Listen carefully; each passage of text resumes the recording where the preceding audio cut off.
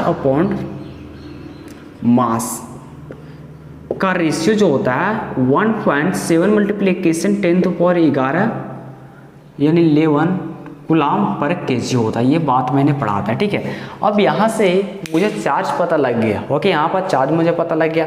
अब मास भी पता कर सकते हैं कि इलेक्ट्रॉन का मास कितना है, ओके। तो ऐसा कीजिए कि क्रॉस मल्टीप्लिकेशन कीजिए, तो इसको क्या लिख सकते हैं हम, इसको लिख सकते हैं charge upon 1.7 multiplication 10⁻11 which equal to mass. क्या निकालना है मुझे, मास निकालना है, इसलिए मैंने ऐसा किया, ओके। एंड चार्ज का वैल्यू मुझे कितना पता है, 1.6 multiplication 10⁻19 and 1/7 multiplication 10⁻11 which equal to mass, okay. जब इसको सॉल्व कीजिएगा, जब इसको आप सॉल्व करते हैं तो मास आपका आएगा 1.9 मल्टीप्लिकेशन 10⁻31 kg, ओके गाइस। तो क्या हुआ, यहाँ पर जैसे ही चार्ज का डिस्कवर हुआ इलेक्ट्रॉन पर, वैसे ही मैंने यहाँ पर मास का भी वैल्यू निकाल दिया, ठीक है, यानी मास का भी वैल्यू निकल गया।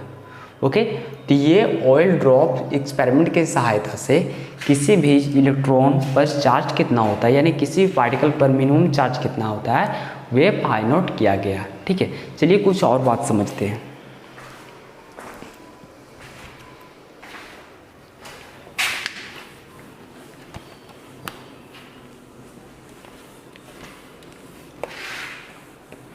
चार्ज जो होता है वो क्वांटाइज्ड के रूप में होता है, ये बात आप याद रखिएगा। ओके, चार्ज क्या होता है, क्वांटाइज्ड होता है। Charge is quantized. क्वांटाइज्ड का मतलब होता है कि किसी भी पार्टिकल पर चार्ज जो है उसकी मिनिमम चार्ज के इंटरवल मल्टीप्लिकेशन के क्या होता है, इक्वल होता है। ओके, जैसे कि लेट्स मान लेते हैं कि ये ई है, ठीक है, इस पे चार्ज है 1.6 मल्टीप्लिकेशन 10⁻⁹ कूलम, ठीक है, माइनस में। ओके, तो अगर यहाँ पर लिखते हैं 1E, ठीक है, इसका मतलब इतना चार्ज है।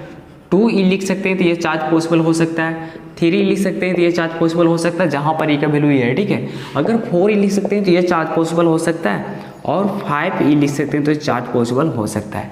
लेकिन अगर आप लिखिएगा कि 0.5E चार्ज है, ओके, तो ये पॉसिबल नहीं है।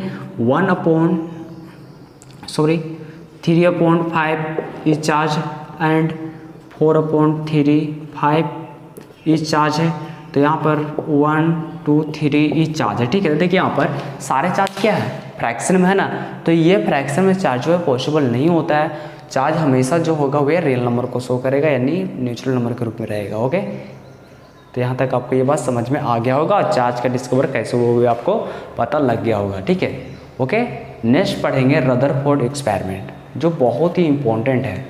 एंड आज का इतना ही। Okay, all the best.